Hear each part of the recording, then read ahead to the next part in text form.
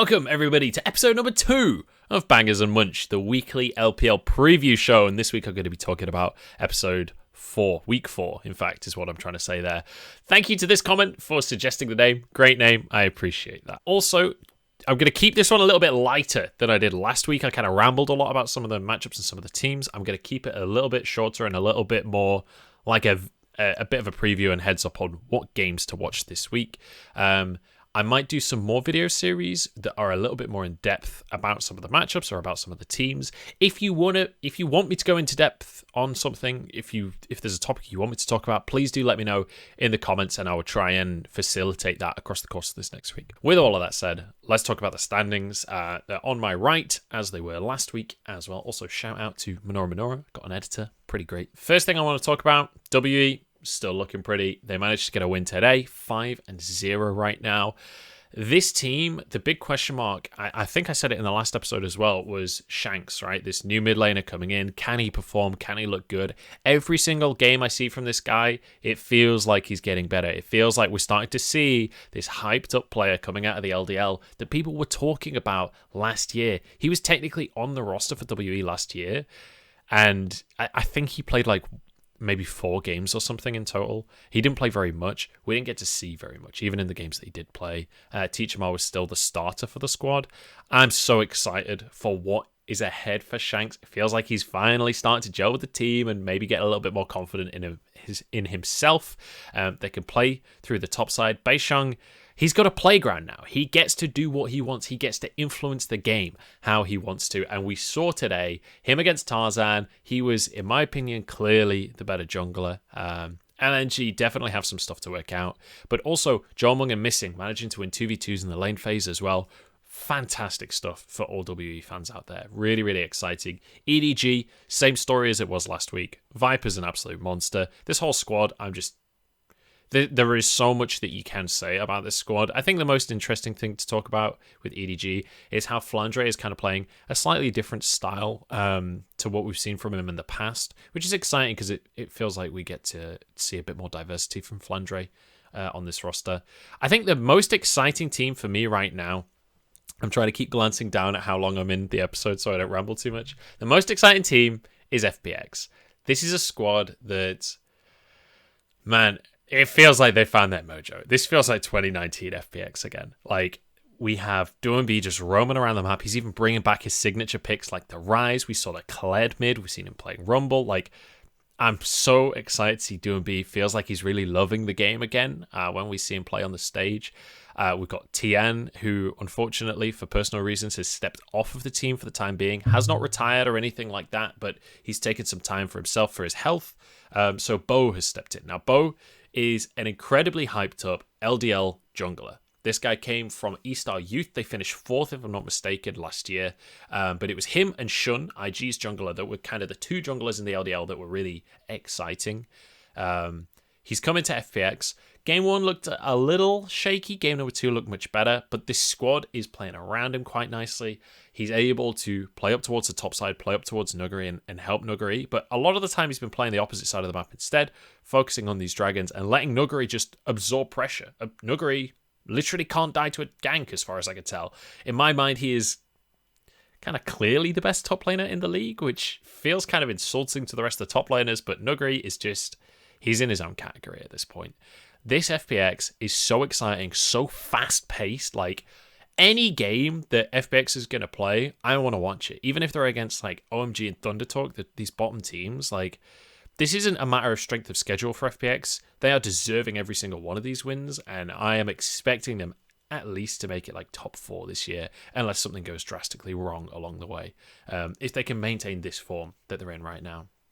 Another team I want to talk about quickly is JD Gaming, man.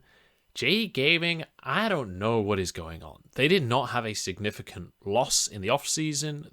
If they want to, they can run the same roster that they ran last year. They made it to the World Championship. They made it to quarterfinals. Like, what happened, man? I don't have any, like, astounding answer for you. I don't have the reason that JDG don't seem to be able to make this work. I was expecting it to be a little rough with like Xie and Mystic coming in, but they played their most recent series with Loken and Yagao, and it just, I don't know. They don't feel coordinated. They don't feel like individually they're playing at the highest level. I think Zoom still looks really good. Kanavi definitely struggling a bit comparatively to last year.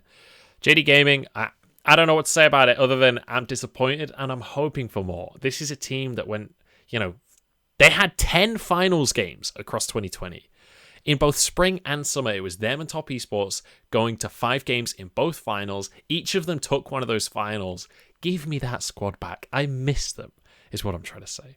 I'm already past 5 minutes, so I'm going to move on to my matches for the week. What you need to watch. These are the bangers that you cannot miss this week in the LPL. If you only watch 3 matches, watch these 3. Now, I'm going to start off with WE versus RNG. Now, there's a minor caveat on this one in that WE still undefeated at this point. RNG will have a game before this one against V5. If V5 beats them, then this loses some of the excitement to this series. But if RNG beats V5, this will be 2 undefeated teams going against each other, and this will be easily the biggest test this RNG roster has had just yet. Xiaohu up in the top side will be against Breathe, who is an exceptional top laner and pretty good at exposing other top laners in the 1v1. So Xiaohu is going to have to really, work hard in that game. And I think the rest of RNG are going to have to play towards Xiaohu there as well to make sure that Breathe can't just have his way with that top side.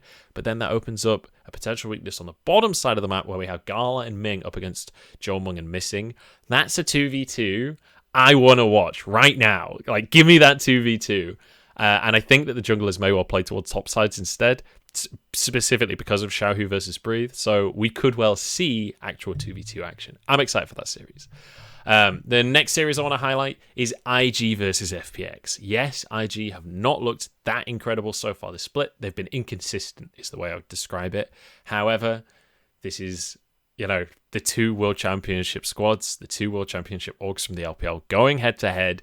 You've still got Rookie versus Doing B in there. You've got the new hyped-up junglers from the LDL on both sides with Shun and Bo going head-to-head. These guys were both like the top 2 junglers in LDL last year, and now they're in the LPL and they have to prove themselves against each other. That's incredibly exciting. And obviously, you have the Shy versus Nuggery. Even like if you throw the stylistic matchups of the teams out of the window, just on individual players alone, this is a matchup that you just cannot miss, honestly. The third game that I'm going to shout out, I was torn on this one. What I'm going to settle on is Top Esports versus JDG, because this is a rematch of the spring and summer finals from 2020. I believe that JDG will be able to dig deep and find some of that quality JDG that we're all missing and hoping for. Top Esports are back on form as of their recent series. Really, really excited to see what they can bring to the table. But I'm hoping that rivalry, that fire in their stomach is still there for JDG, and they'll come into their own in this series, and we'll get a banger that accurately represents what we saw in 2020 between these 2 teams in the finals. The honorable mention game is actually happening tomorrow, so if you're watching this video in retrospect to that, then let me know how it went. JDG versus RA is the honorable mention for me this week, as well as RNG versus V5. JDG versus RA because both of these were teams I expected to look better than they are looking. RA especially, I thought they were going to be, this is the Vici Gaming roster that was built around Zika. You just take Zika out of that roster, plug in Fofo. Fofo is an exceptional mid laner. He's looked good individually. I thought the rest of the team would play better around Fofo than they have.